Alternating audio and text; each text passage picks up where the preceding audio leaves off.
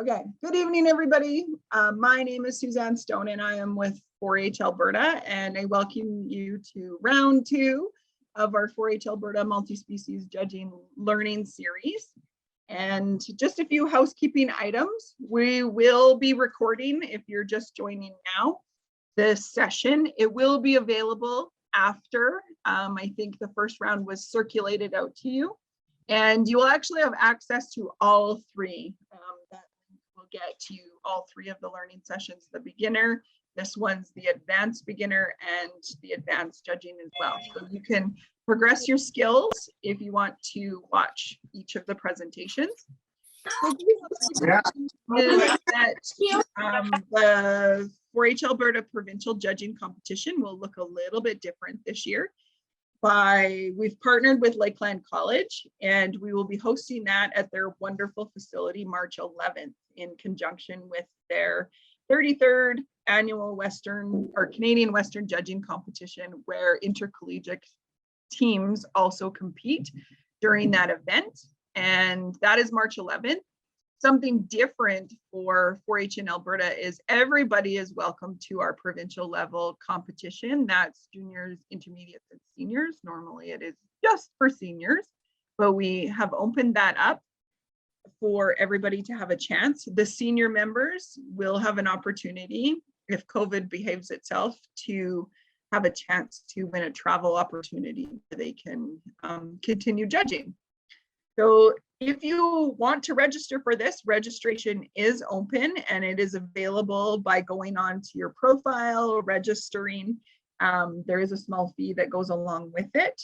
The day will all happen in March 11th in Vermilion at Lakeland College. And then we will have an awards banquet in that evening. So here's a few more registration details. You would have gotten communication about this session from Tracy Dietrich, our program coordinator with 4-H Alberta. So if you have any questions, definitely reach out to Tracy and she can help you out. The deadline to register for this competition is February 28th. So remember, you can register anytime, but we want to make sure that we know who's all coming and get that event set up by the 28th. So some of the opportunities that are offered for our senior members are a chance to win a trip to Agribition in Regina, the NILE, which stands for North American International Livestock Exposition in Montana, and either Kentucky or National Livestock Show in Denver. In order to win those trips, you need to be 16 years of age by the time they travel. There's a few information for your parents down below. If you're far away from Vermilion, we will be hosting our banquet at the Pomeroy in Vermilion, and the information is there. There is a blocker room saved under 4-H Alberta, but you're responsible for booking your own room. So book before the 15th of February. It's a pretty reasonable rate there, so you don't have to get up so early. Okay. So before we get on to our presentation, I have a group of sponsors that are so important to our program that help us run things at a provincial level and offer these type of events to 4-H members. So the first one is our Diamond Clover sponsor, which is the Alberta government. Our Emerald Clover sponsors, Alberta Recycling, AltaLink, ATB, Calgary Stampede Foundation, CPA, Education Foundation, and UFA. Gold Clover sponsor, AFSC, PV Mart, Save On Foods, and Silver Clover sponsor, Service Equipment. Bronze Clover sponsor is Alberta Beef Producers, Bayer, Gas Alberta, Lakeland College, MCS Net, Nutrien, Viterra, and our 4-H Canada national partner is Bayer. So we'd like to thank all of those sponsors. We definitely would like to thank Lakeland College, who is our host for these evening learning sessions. And I will let our Lakeland College students introduce themselves, because I'm not too sure who's hosting tonight, but I'll let them introduce themselves so you know who they are. At any time during the session, if you require some technical assistance, you can call on me in the chat and I can help you out with that. And if you have any questions, you can also ask those in the chat as well. We will be following the 4-H Alberta Code of Conduct, so make sure that you're respectful to others and yourself during the session. And if you're able to, we would love to see your face. You can turn on your video because it makes it more fun for the presenters to see who's out there. And I know internet can be an issue in some areas, but if you're not able to turn your video on, that's fine as well. Just try to be muted while the presentation's going on. Okay, is there any questions right off the start? So we'll go for about the next 45 minutes to an hour. Ask lots of questions, learn lots, have some fun. I will kick it over to Annalise because I do see her on there, and just make sure that she's able to share her screen and you can introduce your partners. Thank you. I'm Annalise Valstar. I'm a first-year AST beef major. We're so happy to be doing this for all you 4-H members. And the two guys in the corner, I think that's Will and Carter, and they can introduce themselves as well. Hi, I'm Will Bradford. I'm a first-year animal science student at Lakeland College. I'm also the vice president of the judging team. I was in 4-H for nine or so years. Qualified to go provincial judging a couple times, and yeah, Carter, you want to introduce yourself?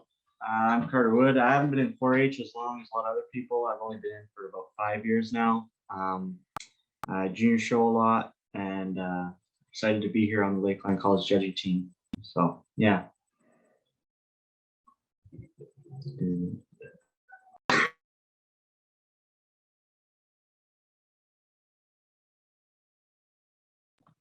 Okay, can everybody see my screen? Yes. Okay, so once again, thank you for the opportunity to be letting me and Will and Carter the chance to go ahead with this presentation. Let's see. Okay. So I'm not sure if we are supposed to be saying the 4-H pledge or not. Susan, are we supposed to be doing that? We can say it. Okay, you boys can lead then. Okay. If you don't know. I do remember the pledge. Go for it. And if everyone wants to turn their video on and their mic on for it, that would be super fun too, and then mute after. So then the Will and Carter aren't alone saying it. Okay, ready? All right. I pledge my head to thinking, my heart for greater loyalty, my hands to larger service, and my health for better living. My club, my country, and my world. And my world. It's so much fun when everybody does it together. A little bit chaotic, but it's still fun. Okay, so another introduction, like last time, we're gonna talk about what are some ways to improve, some terminology, note-taking, reasons format, oral reasons, what to look for, and we'll let you guys be the judge at every weekly event that we hold for you guys. So here's some terminology. We have 3 species: pigs, horses, and cattle. You can see on there that for pigs, you call them by their original names and their correct names. So boar, barrow, sow, gilt, and piglet. And some things you want to say for pigs are they're long, deep, wide, muscular ham. They have a deep flank, a wide chest, lean, expressive shoulder blade, butterfly shaped over top, and have adequate bone. For horses, you either call them a stallion, gelding, mare, filly, colt, or foal. For horses, you want to say you want them to have a short top line, so that means they have a strong back on them. You want them to have a long underline, a clean throat latch, straight, correct legs, because you don't want them to be all wobbly and whatnot. You want them to have a deeper chest, a wider stance, stifle to stifle, powerful muscling in the gaskin. For cattle, you want to say, Can I do something? yeah. I wanted you to do the other two species since I actually know some about cows. So, Okay. anyways, I just kind of cut you off there, but I guess for cows, yeah. So like a bull, I'm sure most kids on this deal are beef kids. So you get your bull, steer, and cow, a heifer, and a calf. And then I think you could say for all, we want a stout, big top, lots of depth of body. You want lots of capacity. And when you look at heifers, you still want stoutness, but yeah, you also want them to look pretty too. Like they are heifers, right? So you want some look at some eye appeal on their front end. And then while also having that ability to have a brood cow look and that maternal make and having stout in her pin bones and the ability to go on and become a cow. And then with your bulls, they should show some character. This is the other side of the species, so they should be stout in their muscle makeup throughout their front with third of their body. Yeah, while still being refined in their overall appearance, still having that capacity and mass that a beef cow should have. And then as you get into heifer calves, they should still show the ideal things you want in a beef animal, but they're not going to be quite as developed as a bred heifer, as a 2-year-old cow would be, or a mature bull. But and I think when you're judging cow, just gotta look for what you think they might be in the future. But that's also kind of hard, so don't get yourself caught up in that. So yeah. Got anything you want? Also, when you're judging something that you're not quite sure what the proper names are, don't assume what it's called, because that's one thing that Bevan, our coach, told us is if you don't know anything about pigs, don't call them what they're not supposed to be. Don't call a gelding a mare and vice versa, right? So you want to make sure you're not doing that either. Also, sheep and ducks. Carter, do you know anything about sheep and ducks? Like a little bit. I don't know very much about ducks, but I know maybe a little bit about sheep. So a sheep, some terminology, a ram. I think everyone knows what a ram is. That's like a bull, I guess. And ewe would be like a cow. A lamb, that would be like your steer or baby. And then a wether would be like a heifer. Right? Wether's a steer. Oh, wether's a steer. Well, I guess I don't know much about sheep. But anyway, so That's when we get judging sheep, example of what not to do. You look like anyway, so when we judge sheep, a lot of the time we're judging market animal, whether it's a class of at Synergy we judge like what were they? I think maybe rams or something. Yeah, we did the class of rams. It's similar to judging a beef animal, I guess. So we want them wide over the top, especially in their loin. We want a square, level rump, long, clean, lean neck, smooth shoulder, strong, straight pasterns. They still need to look sound, in my opinion, just like a beef cow or any other animal that you're going to judge. You want them deep ribbed, and obviously, as I said before, strong topped and very strong in their loin. So you want to, usually when you judge sheep, they let you get your hands on them. Some places they don't, I guess, depending on the competition. But then you also want them to kind of come in from their top line really square into their dock too. That's kind of important. And you don't maybe want as much swoop to their belly. They're got maybe a little more tubular in their body design. Like just the way they look almost tube-like. They got to come out straight out of their shoulder too. And yeah, like Carter said, make sure you feel, because I went up to a sheep class and the biggest sheep in the class, put my hands on and feel his backbone like he just was that good of an animal. And then another guy smaller, but all that wool hide quite a bit on the sheep. So yeah, About ducks. I don't know much about ducks. I can't judge ducks. I'm not even a duck hunter, but we'll go through this and see if you know something about ducks, speak up, because we don't. So ducks, a drake, I'm pretty sure a drake is like a bull. That's a male duck, I'm pretty certain. A hen, that would be like a female duck, I'm pretty sure. Yeah. Duckling would be a baby. And then And a duck, I guess duck. duckling would just be or a duck would just be a general, I don't know. And then I guess to judge a duck, I don't know, I've never judged a duck, but this is what we have wrote down. This is what Jesse prepared for us, and Annalise. So wide webbed feet, short toenails with no cracks. So there again, if you think just like any animal you judge, though, really, to me, the way I think about it, functionality. So think about like a cow. What's the job of a cow? Well, a cow has to convert forage, she has to go out and work, whether that's out in the winter swath grazing and traveling 1.5 miles for water and food. So she has to have good feet and legs. It's the same with a duck. So wide webbed feet with short toenails, no cracks. What does a duck have to do? They have to swim around and look for food, right?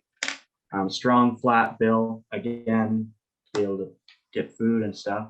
Yeah, and I think that I do remember it because it is similar to judging chickens.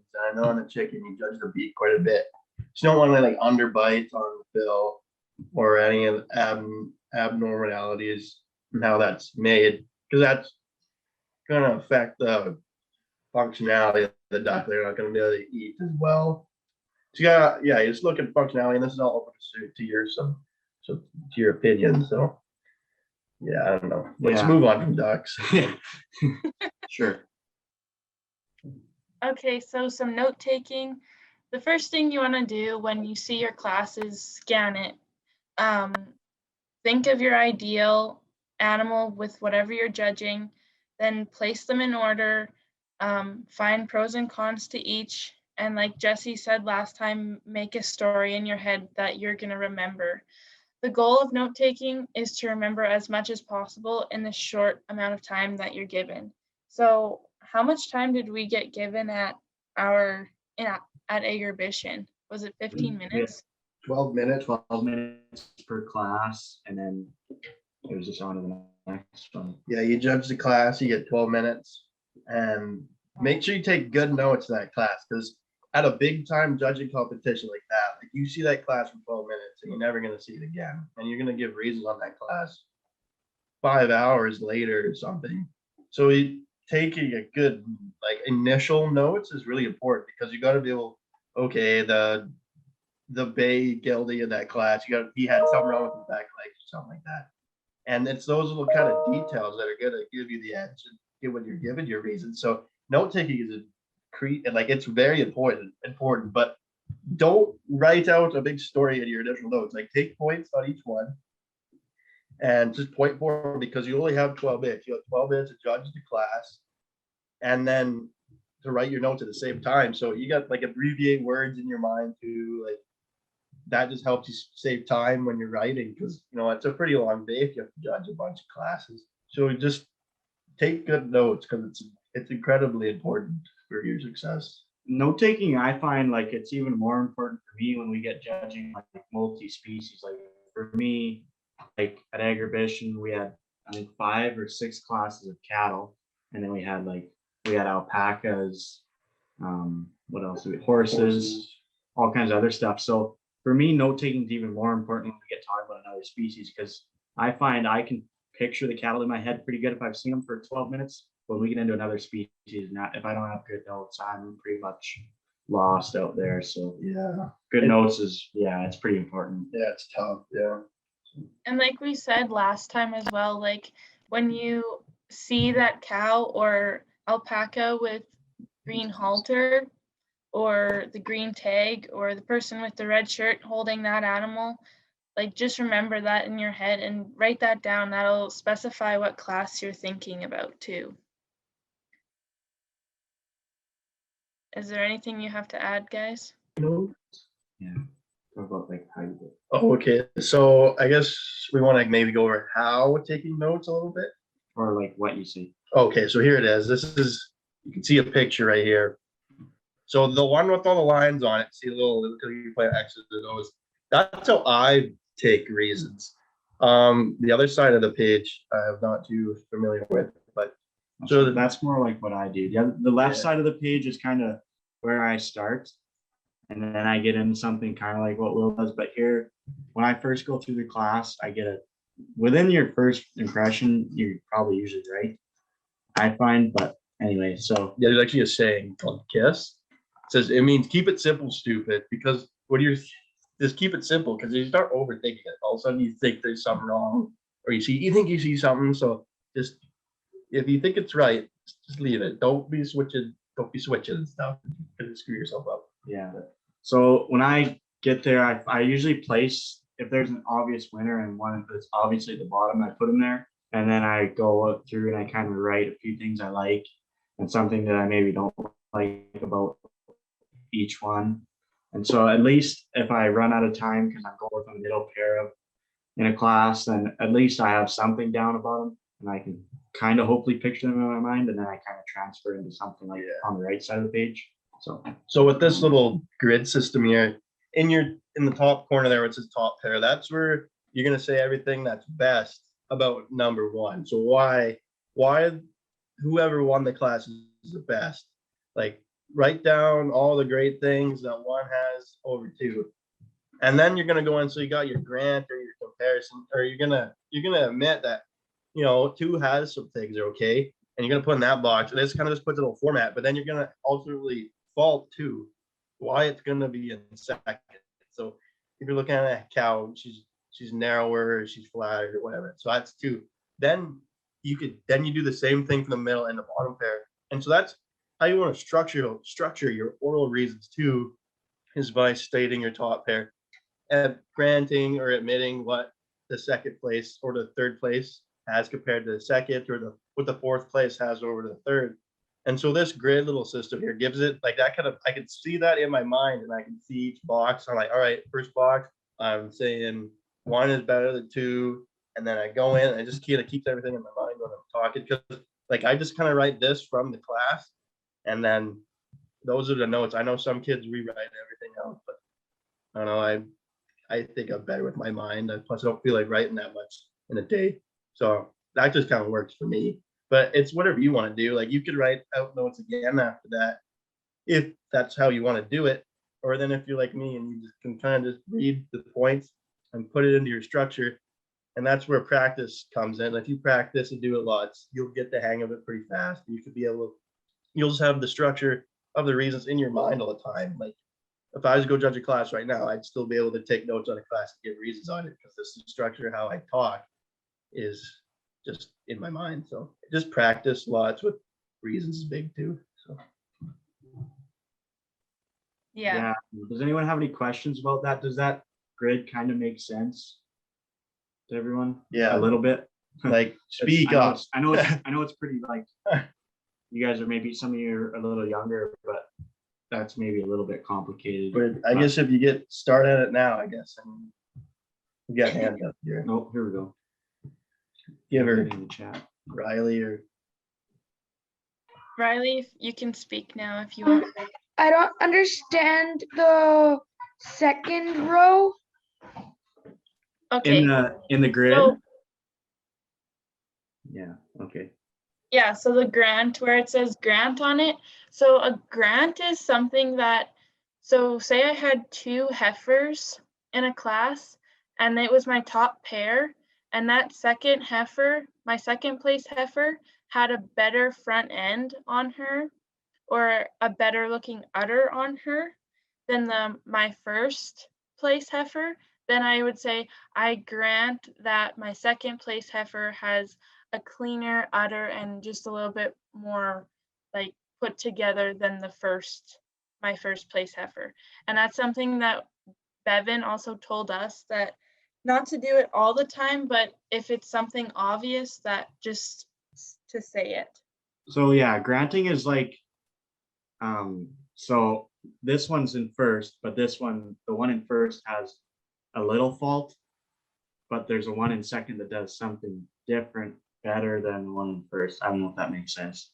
Yeah, like I think what Annalise said there with the better, yeah, maybe the first place horse is better in his structure, but second place has got a better head or something. But you value structure over whatever else. So right? in that grant, you're admitting that that second place animal has a better feature, but that's where you're saying it. But then when you get into your fault, you ultimately say why they're in second place. Yeah, they might do this one thing better than the first place animal, but that's still not enough to put them Yeah.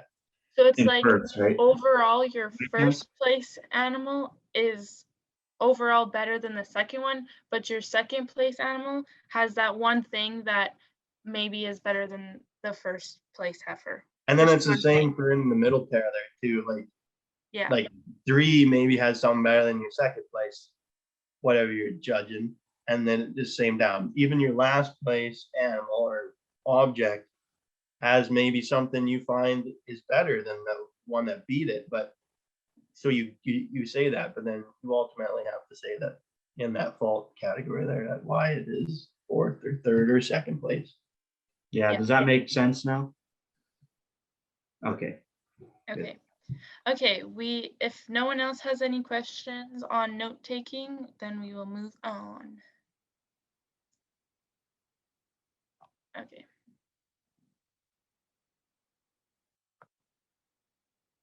How come? Okay. So this is another thing that's a little bit different as well. So penned animals versus tied or showed animals. So when you're in a pen, I find that pick an animal that you're judging at the moment and follow it around the pen. And then once you're done judging that one, then move to the next one. I find that works for me with penned animals. Boys, do you have anything that works for you?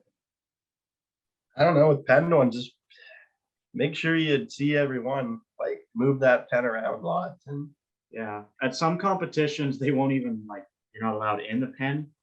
So Yeah. usually there'll be someone there to chase around or something. But if there's not, yeah, it's important to walk around the pen and do everything you can, obviously, to see them all, because you can't even see them all. And you're going to be in big trouble when you get to the reasons room. So, and then I think tied up that's probably the easiest. Those animals are tied up, and then most times they'll walk them around for you there. But that's and then being in a show, but I mean, you're not gonna be in a judging competition where it's like a show ever. So that's only if you're the official judge of like agribition or something. So I don't think you guys got to worry about having to deal with the show, but it's mainly just gonna be judging animals tied up or in a pen. So yeah.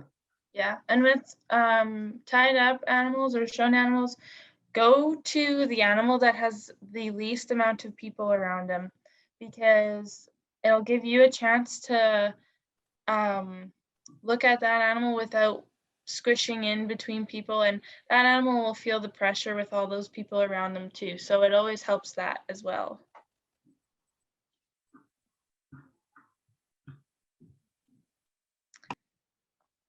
Okay.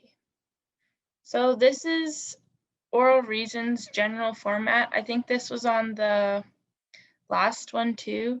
So first you want to put the name of the class. So for this one is ranch horses.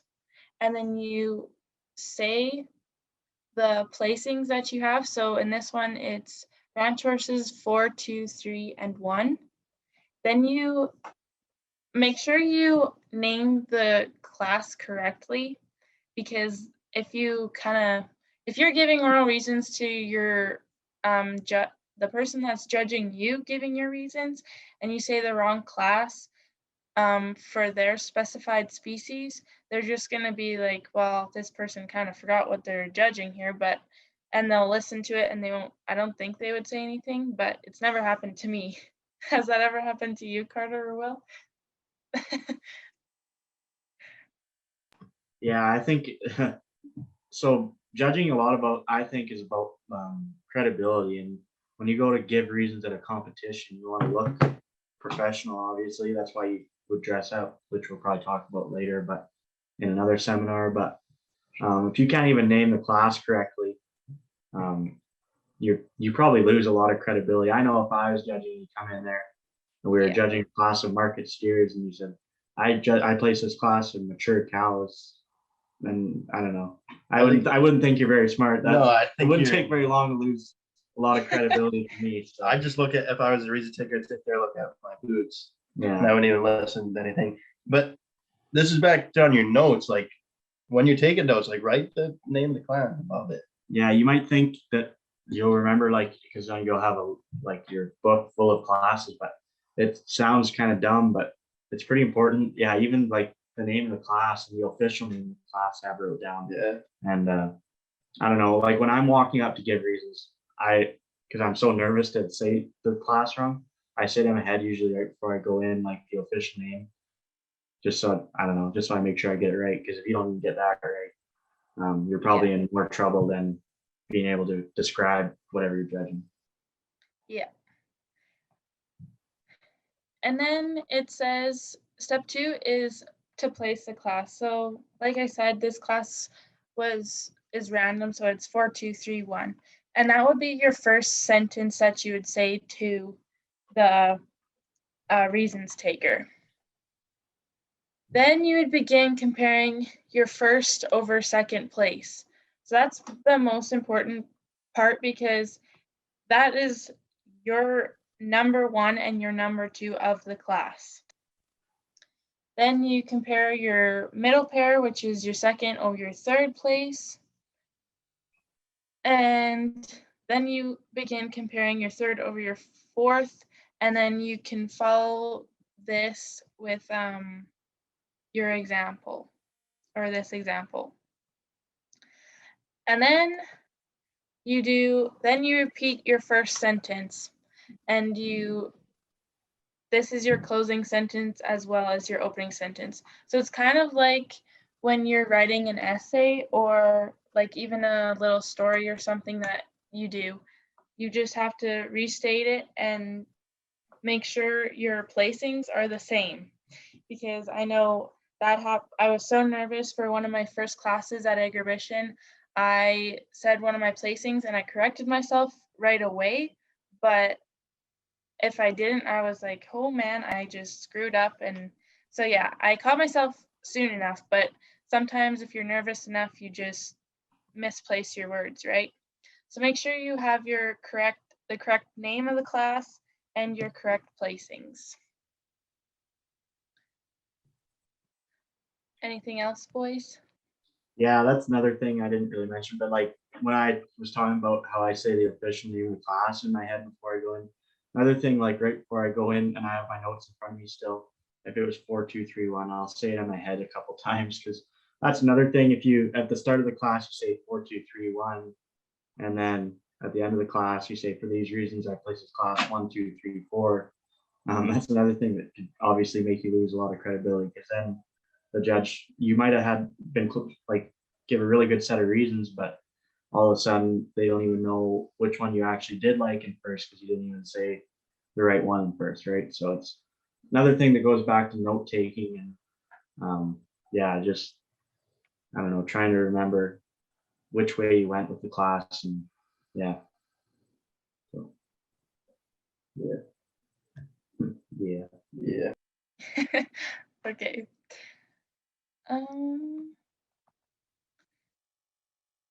So oral reasons, general format continued, I would say. So first you get, like, for your oral reasons, for when you're doing your pairs, you want to have 3 good comparative points for each set, or 2 comparative points and 1 grant. You don't want more than 1 grant, because then, what did Bevan call us when we started saying that voice? He started calling us grant if we made too many grants in our reasons. And I know some people did get called grant more than once, but so yeah, you just want to have good comparative reasons, and just use good comparative words as well. And like instead of using grant, like hey, like use your word Yeah, that's a grant. terminology thing. Use your word, use your grant word, but then say like I admit, or you could argue, or you like any type of thing like like that. Grant is almost like a transition in your reasons. at the same point, like you're almost transitioning to like, I'm just talking how good first place was, but now I'm moving to like, well, this is what I think second place has better. So like you could, maybe you think that 2 is better, and that's exactly, and you think the same things that I'm about to say. Like you can argue that bigger, stouter, better made animal is like whatever, she's better in some type. So like you can argue that, and then maybe I admit, like I know that animal has those faults. So yeah, like I admit that maybe she doesn't eat good stuff. Yeah, there's lots of terminology, and when we first started our practices like this year, I know Bevan sent home a huge list of judging terms and stuff, and for a while it was sitting here in my room right there for about 6 months. I should have read it more, but I didn't. But that's another thing, just reviewing the terminology and stuff, even your transition words and different intros and all kinds of stuff. Just find something like a set of words you're comfortable with. Yeah, helps a lot too.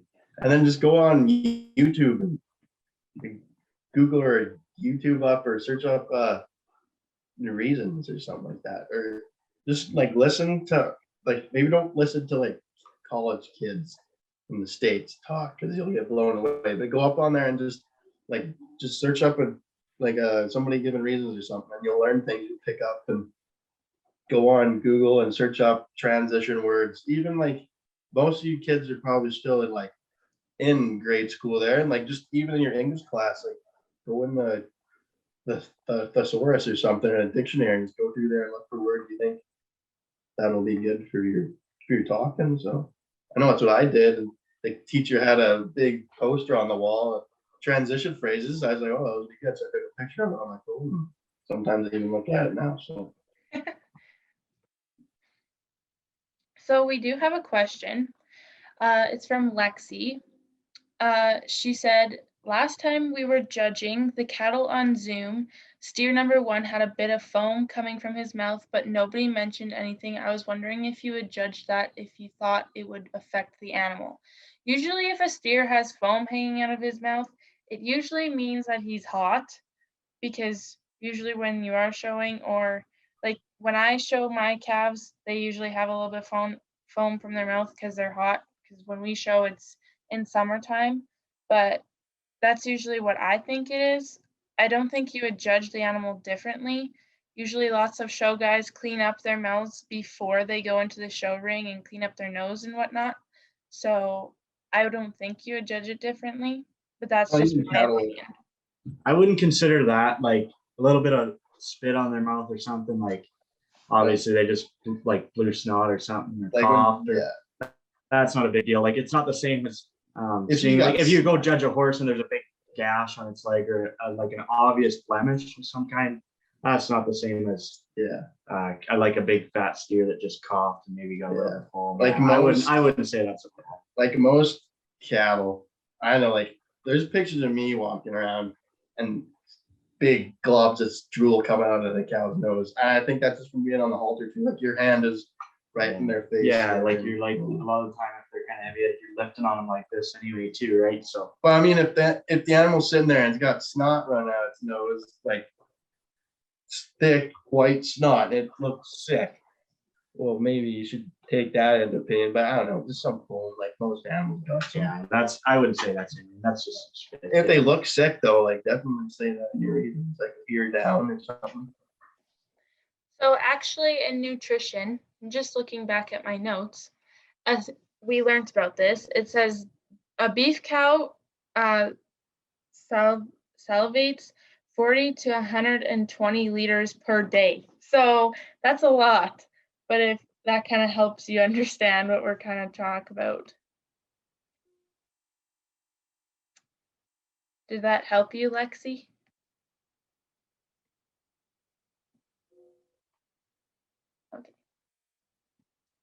Okay, next. Oral reasons. Do you have anything else to add, boys?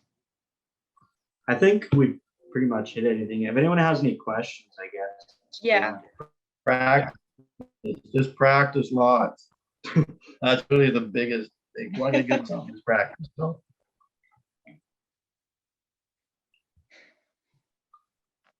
Yeah, probably go next slide. Okay. So for oral reasons, the key is telling a story. I know Jesse said this a lot last time. You just explain what you saw, tell the judge what you liked, imagine your ideal species, like animal or forage or whatever. Think of your ideal animal. Dress professional. Also tell the judge what you didn't like. There's always something that you can pick out, and I know if the class is hard, there should be just one thing that you notice right away. And also speak with confidence. Confidence is key. Once you get warmed up and start talking more often for oral reasons, you'll get more confident while you're doing it. Yeah, I'd like to talk maybe a little bit about like dress. If you go to a competition, like for any of you guys that are well, obviously you're all in 4-H, but if you show outside, especially like the 4-H, I guess even at 4-H shows though, like the judge that comes to judge your 4-H shows usually isn't just dressed like he just walked in off the street, right? Like usually you're gonna wear at least a collared shirt, dark jeans at worst if you're going to a competition, a tie, cowboy hat might be acceptable, or no hat, like obviously not a ball cap. Yeah, just use common sense and stuff too, right? Like you're gonna dress above the people in the ring, but you don't have to be like in a tuxedo or something like. No, Yeah. yeah. Like Jesse put this picture of this lady, and she's wearing a blazer, dark pants, a belt, has her hair nice and done up, like, and dressed to impress, honestly, because you just want to look good and you want to present yourself properly while you're giving oral reasons. When you walk up to give oral reasons, you don't have 50 points and they take points away. You have 0 points and you have to make that up. Like you have to work to get up to 50. So yeah, he's a cliche, but that's exactly it. Like you don't just walk in there and they take points away. Like you have to make it. You have to work for it. Yeah, and I don't know about everyone else, but I find when you're dressed to impress a little bit, it makes you feel some more confidence. I know last time I talked a little bit about your own confidence and depending on the species you're judging, but I think you can make it a lot of confidence for yourself and find your own confidence by going out. Like, I don't know if anyone remembers, but I said like go to a bull sale with your dad, go out and look at your own cows, talk about what you see and think about what you see and think about what a cow's job is and think about what a horse's job is, this like for a heavy horse or for a halter horse. Like if you think about and use your head a little bit about like, okay, what is this sheep going to do? Like, what is the purpose of this sheep? Like practically, and you actually know a little bit about the species and what you're looking for. It's pretty easy to be confident. Like I know I'm way more confident talking about cattle in the breeding room than I am about a horse. Like I feel really confident talking about cattle just because that's a lot of what I think about. A lot of my day is spent either reading bull sale catalogs, watching videos, looking at my own cows, and thinking about like how we could do this better. And I think that's a huge aspect of gaining confidence and stuff. So, and then the more you look at a species, there's bad, there's good, and then there's really good. Like, and the more you're just out there doing it, like me for me cows, same deal.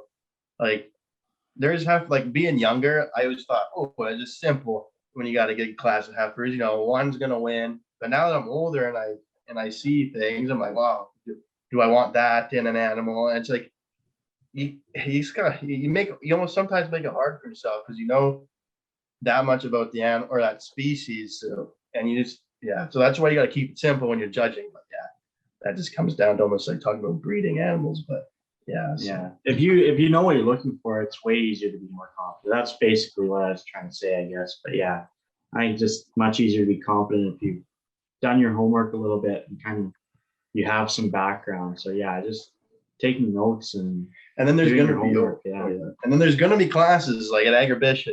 There's going to be classes you're going to go up to that you're not going to know anything about. Like I don't know any. I never judged alpacas before. I still don't. I'm pretty sure I placed the class backwards. Like, so yeah, it's luck of the draw too there, I guess. whatever, you're not gonna be able to win them all, so. So, Will, do you want to explain how you earn points while you're giving your reasons? So like, your judging card has one side placings 50, and the other side, little box, has another spot for reasons 50. And so you start talking your reasons. So it's out of like 50 points per side. Yeah, so we didn't get your that. total score is 100 points. So your reasons, you have a total score you can get is 50. And so you walk in there and you haven't proved to the judge or the reason taker that you were worth getting 45 to 50 points. So you got to go in there and you got to impress them with what you know about the animals, what you could say about them. And the more you know and the more confident you are in the class, and the more little things you can pick up on, like the blaze face cow or the horse with the back socks, those things are just going to give you an edge, and they might give you a couple extra points for that. So being descriptive. Yeah, like really talking to class good, and also just like being dressed good too is gonna get you some points. So Yeah. Yeah, and then I don't know. Do we want to talk about splits or not? no. So then, obviously, we'll just say this: if you place the class the exact same as the official judge had them, then you get a 50 on your placings. And then it depends. Like if you have them totally backwards, you won't get as many points. If you have them close to what the official judge has, then you're going to get more points.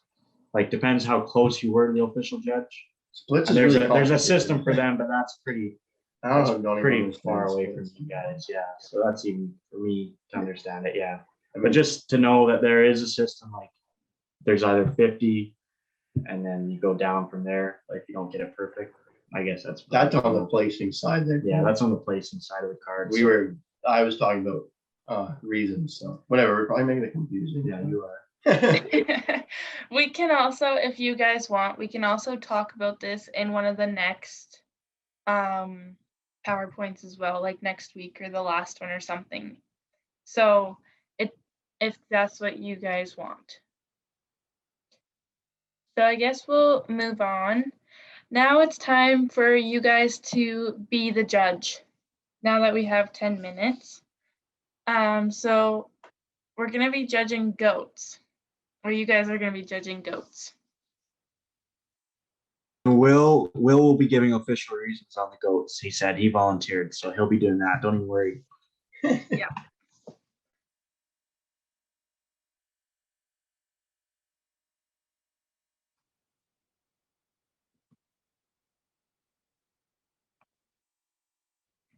It's also okay if you don't know anything about goats. I don't, so don't stress too much about it. Will has said he's actually very knowledgeable about goats. So big goat guy. I don't think Will knows much about goats, but he's going to talk me the best he can.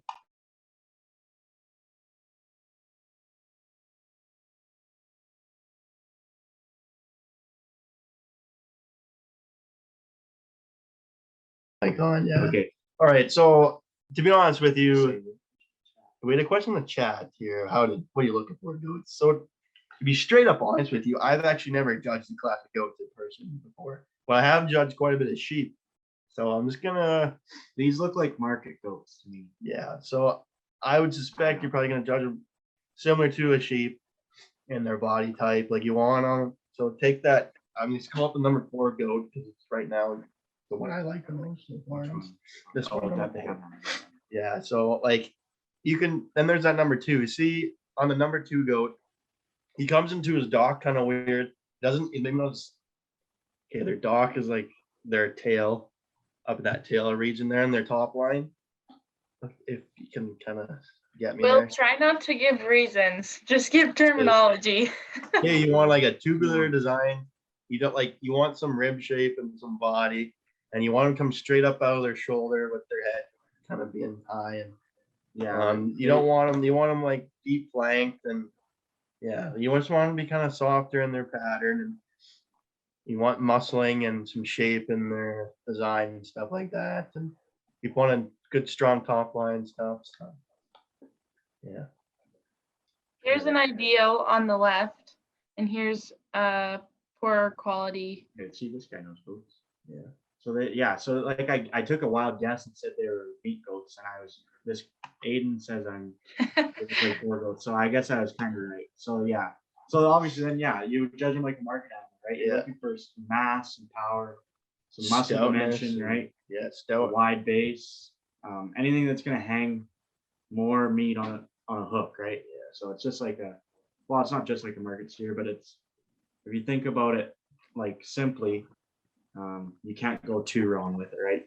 That's the way I think of any market animal. And no, yeah, you want them stout, big bone, lots of muscling and shape in their overall muscling design, and the ability to be still fresh in their look. Like, it shouldn't be just dripping with fat, like especially on goats and sheep. Like, I was told when you're judging a sheep, when you take your fist like this here is too skinny when you're judging the cover on a sheep, and when you're touching his ribs. So if his ribs are like this, he's not ready yet. He's still got time to go. If his ribs feel like the back of your hand, then he's too fat, and you don't want overly fat sheep or goats, because they don't exactly marble the best when you compare them to beef. But then if you take your fist on the top of your knuckles here like this is how it should feel. There should still be a little bit of feel there. You can still kind of feel his ribs, but he does have some cover. So that's just I don't know, one of the ways I was told to judge the cover on market sheep and goats. If you guys, it's kind of something you guys can use too. Yeah, so. if you've been to your 4-H judging thing, I don't know how many of you guys, obviously not all of you guys are beef kids, but at my 4-H judging thing, like our judging competition in my 4-H club, we'd always do a class of market steers. So then the judges for the day would come in and talk about fat cover. So if you've ever talked about fat cover and you felt one that's finished and fat versus one that's not, obviously you know what that feels like when you run your hand down to that 13th rib. Yeah, so it's similar to that in a sheep, but obviously we don't want as much cover on a sheep or probably a goat either. So No, yeah. So I don't know. You guys give her on judging. yeah, her. if anyone has any more specific questions, type into the chat or turn your mic on, and we'll do our best to answer about goats, but we might be confusing you more. Who knows? Yeah, probably are.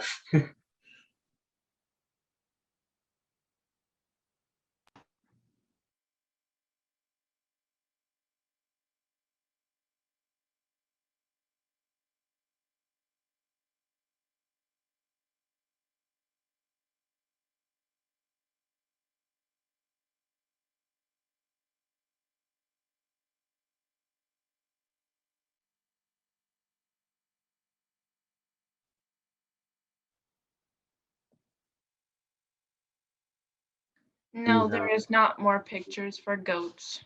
No, sorry. Yeah, it is kind of tough to see, obviously, like how big they are, like how big top they are, but I guess you could try and estimate that on some other muscle dimension, like down into their quarter and their forearm, if you want to talk about muscle. I guess if you're looking one from the side, you're trying to gauge how much muscle they have. Another place to look is the forearm and down into that stifle and into that lower quarter would be a place that I would try to gauge some muscle on these if you can't see them from the back too.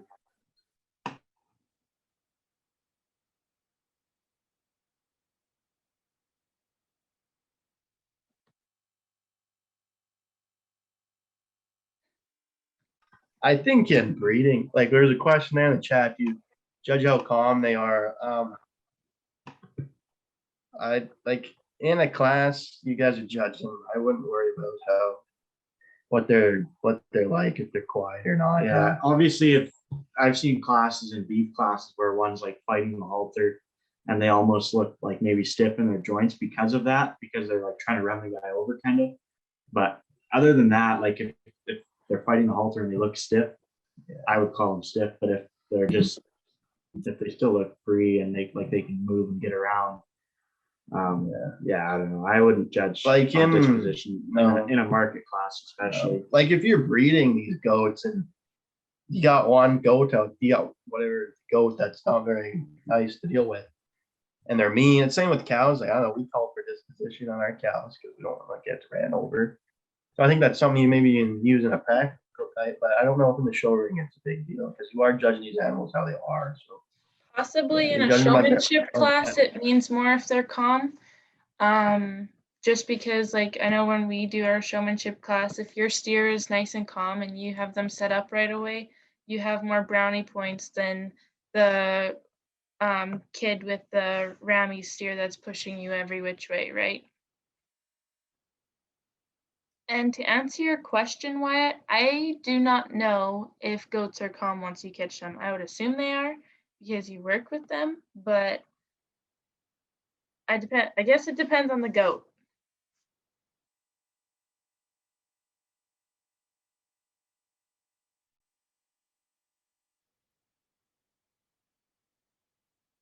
Once again, these reasons are just for you.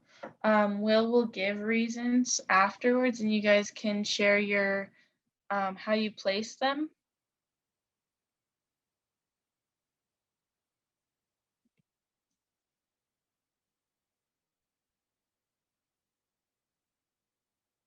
So your placings and your reasons are just for you. They won't go anywhere. This is just to see how well you did.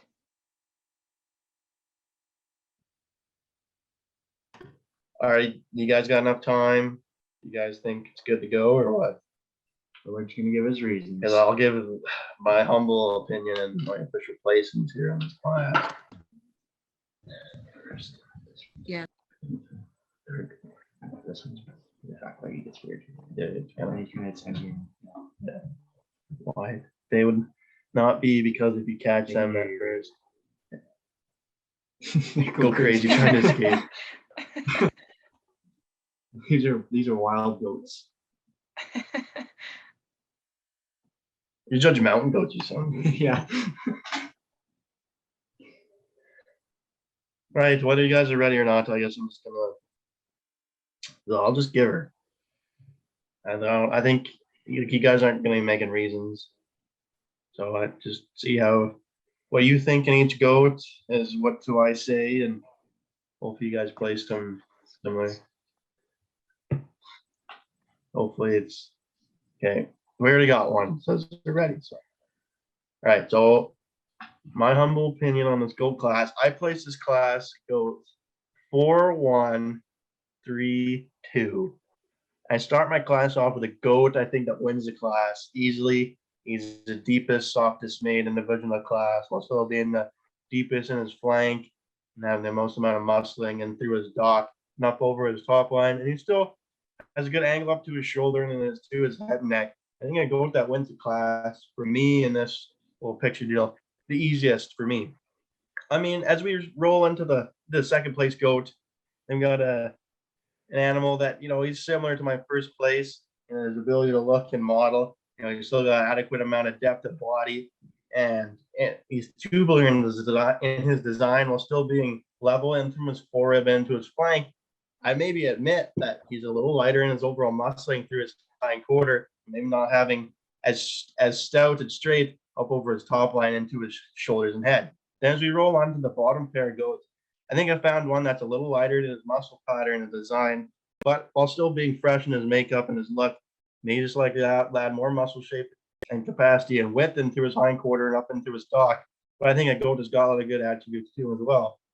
I admit that the fourth place goat, he's maybe a little larger in his design, but I think there's ultimately a few things that are going to land him in the fourth place hole as he just gets a little lighter in his overall muscling. He's like to change he's like to give him more capacity and more width up through his dock and into his up over his top line, and maybe he's like to level him out long and elongate him over his spine as he blends that into his head and neck.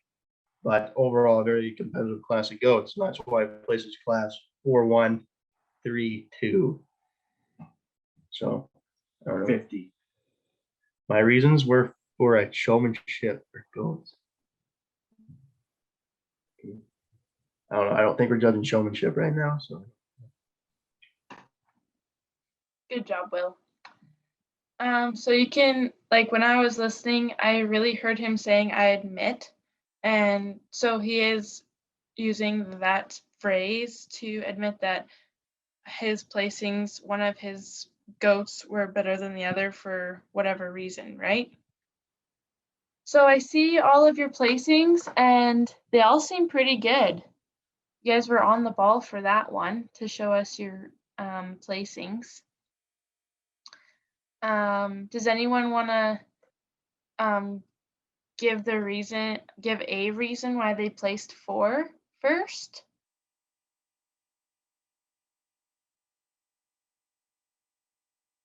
Someone give us what they know.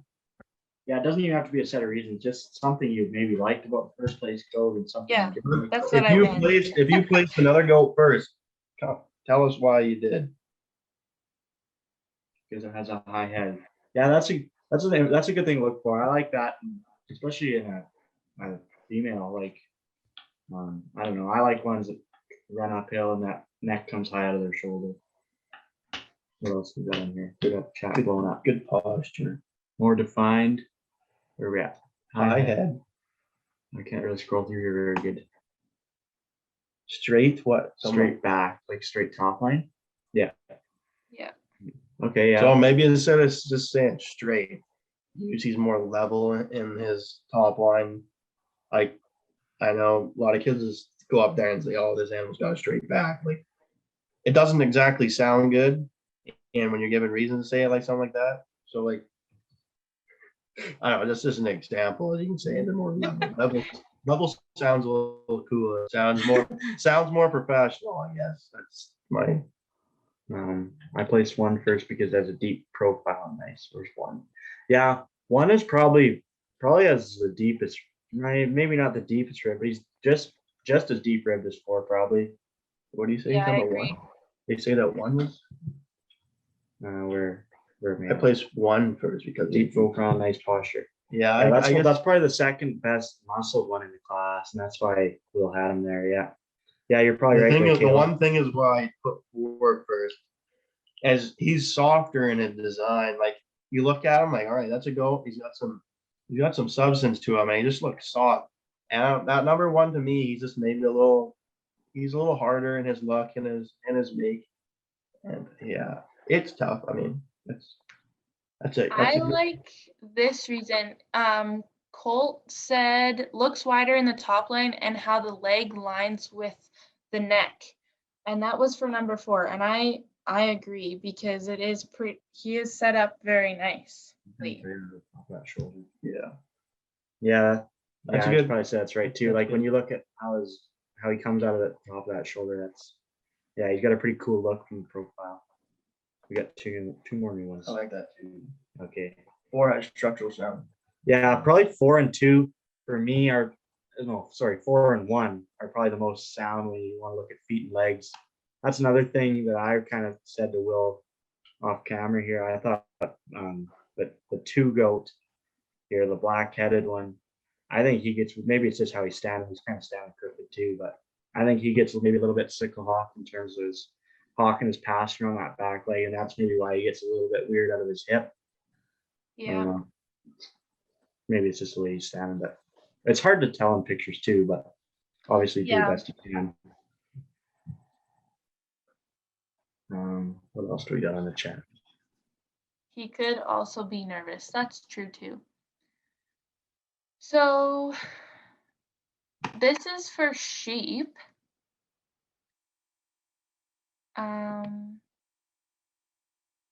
So I think these are things that you can look for is balance, size of head and scale, or size and scale, depth of body, length of body, levelness of rump,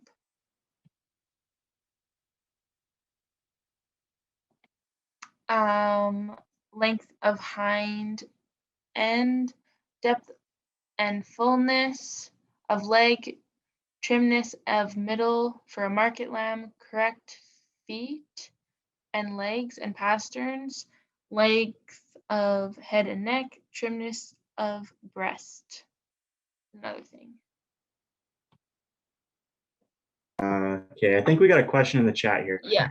Oh, we got a couple things in the chat. Some people can't see the words. Yeah, it's a little blurry. We have a bigger screen. I don't know if you guys maybe on phone or something, but we can see them. They're just blurry. I don't know, it might be different in your guys. But anyway, Matt has a question. Does it matter a lot if one goat is taller than another, and is it the same for all animals?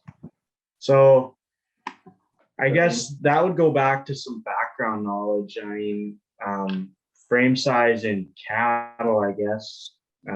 Obviously, we don't want them too moderate and too small, because especially if they're a market animal or even a breeding animal, because they have to be productive and raise those big steers and market animals to hang on a hook. But obviously, too big can be too inefficient.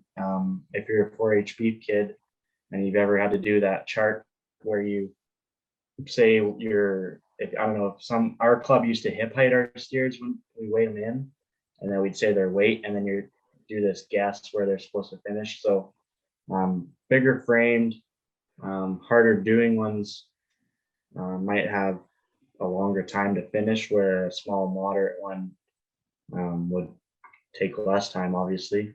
But yeah, I think it does matter how tall they are to me. It kind of varies on each producer. Like for cattle, some guys like those big, fleshy, easy doing semi-tall cows, and some guys like the more moderate type semi-talls with like that are a little bit more feminine. And yes, we are trying to get to the end of the PowerPoint as fast as we can. Thank you, Wyatt. Yeah, but we are learning stuff. Just let them go. Okay. So we'll continue on. We're trying to go as fast as we can with still letting you guys look at stuff. So in the chat, it says you guys can't see, so I'll just read it out to you guys, I guess. So the numbers are located on the lamb, or the sheep, I mean. So number 1, correct turn of top. 2 is thickness through center of leg. 3 is length of leg muscle. 4 is structurally correct rear legs. 5 is squareness of rump. 6 is depth of twist, inverted U, which is fat, or V, which is trim. Shape in, I can't read that either, crouch area. 7 is high dock setting. 8 is width between hind legs, is an indicator of muscling. So yeah, that is a good one, number 8. Okay, I think that is it. So thank you for having us once again. Is there anything you guys want to learn about next time? We will definitely try and put in how to figure out how you get points. I'll get the boys to do that one next time. Does anyone have any more questions about like what you just went over on the sheep terminology? Like, does anyone understand like what we're talking about when? Oh, well, that's different. We can definitely get more on horses and swine. Yeah. What is dock setting? So a dock setting is like it's similar to, I guess, to your tailhead set, right?